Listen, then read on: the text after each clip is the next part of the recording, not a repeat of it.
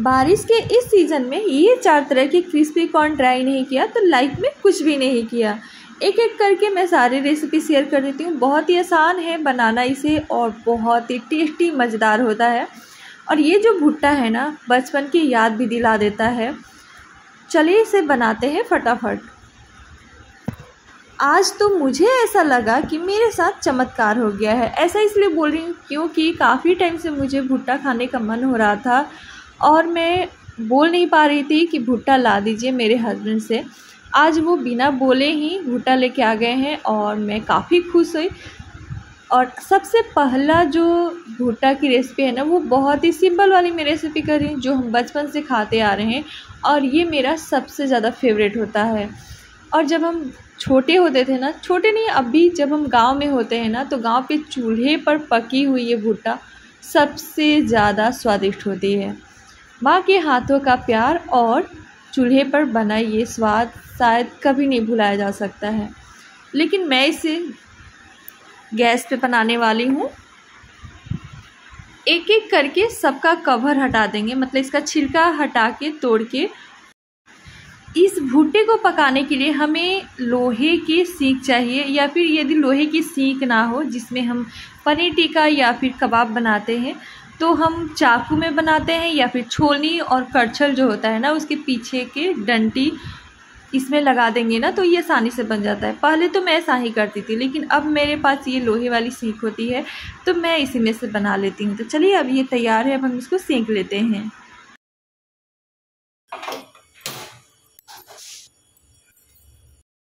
अब यहाँ पे एक बहुत ही यूजफुल टिप्स शेयर कर देती हूँ।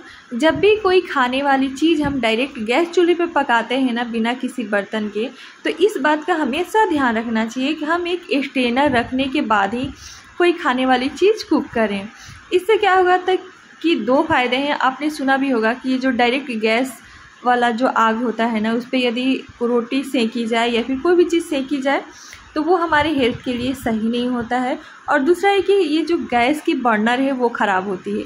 जब आप डायरेक्ट इस पर कोई भी चीज़ पकाओगे ना तो गैस चूल्हे की बर्नर बहुत जल्दी ख़राब होती है। तो इस चीज़ का ध्यान रखिए। अब हम इसको घुमा फिरा के एक एक करके लगातार हम इसको पका लेंगे। और अब ये जो हमारा भुट्टा है तैयार है। अभी आप देख सकते हैं पूरी तरह से हमें जलाना नहीं है, इसको बस सेंक लेना है चारों तरफ से। जब ये लाल हो जाए ना पूरा, तो समझिए कि भुट्टा पक गया है। और सेम प्रोसेस से बाकी सारा भुट्टा भी हम पका लेंगे। अब हम इसे डायरेक्ट नहीं खाएंगे। अब ये बहुत ज़्यादा गर्म है तो हम इसको कपड़ा से पोंछेंगे, जिससे कि ऊपर का जो राख है ना, काला काला, वो निकल जाएगा। और इसके अंदर का जो छड़ है, सीख, वो निकाल देंगे, क्योंकि भाई डायरेक्ट उसके साथ भी तो हम नहीं खा सकते हैं ना। उसके बाद हम इसमें काला नमक और नींबू का रस लगा देंगे। आप चाहो तो डायरेक्ट इसमें लगा के खाइए, या फिर इसको अलग एक बाउल में रख के और डिप करके खाइए। तो दोनों तरह से आसान होता है। तो हम डायरेक्ट इसमें इस तरह से लगाएंगे ना तो बहुत ही टेस्टी लगता है। बिना नींबू और नमक के थोड़ा कम स्वादिष्ट लगेगा, और यदि हम नींबू नमक लगा देंगे तो स्वाद बढ़ जाते हैं। अब जब यह तैयार हो गया है तो हरी मिर्च के साथ हम सब परिवार एक साथ बैठकर इस भुट्टे को एंजॉय करेंगे, वो भी टीवी देखते हुए। तो ये बहुत ही अच्छा तरीका है टाइम स्पेंड करने का। जब भी फैमिली के साथ टाइम स्पेंड करना तो भुट्टा लेके बैठ जाओ और आराम से खाते हुए एंजॉय करो।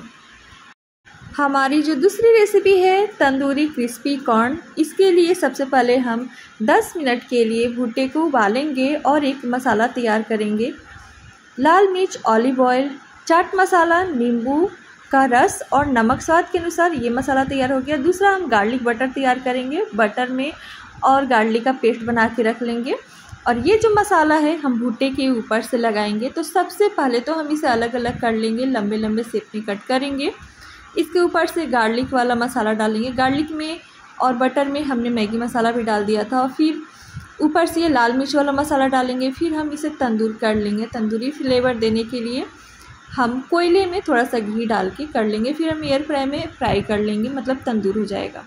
हमारी जो तीसरी रेसिपी है क्रिस्पी कॉर्न पकौड़ा, तो सबसे पहले हम कॉर्न को अलग अलग कर लेंगे। इस तरह से हम निकाल लेंगे। फिर हम प्याज, हरी मिर्च, चावल का आटा, बेसन, धनिया पत्ता, थोड़ी सी जीरा, लाल मिर्च पाउडर बढ़िया से मिक्स करेंगे। सबको डाल के टेस्ट के अकॉर्डिंग नमक भी डालेंगे। अब ये तैयार है।